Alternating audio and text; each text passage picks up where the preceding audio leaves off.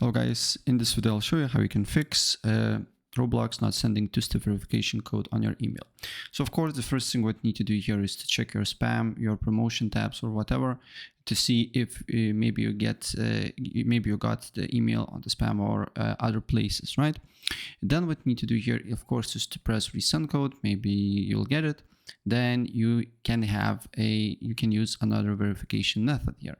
In my case, it's email and a password, but for you, it can be phone number or your backup codes. So for example, if you have some backup codes and you save somewhere, then you can put those backup codes and then you will log into your account or you will confirm other things here, right?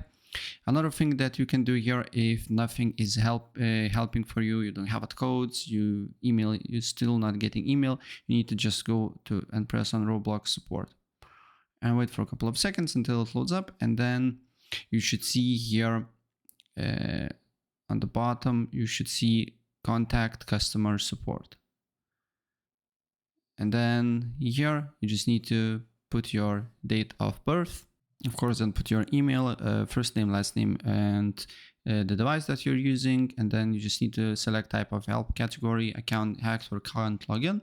And then you just need to, for example, if you lost access to step verification, you can use this, or you can just press other login issues here.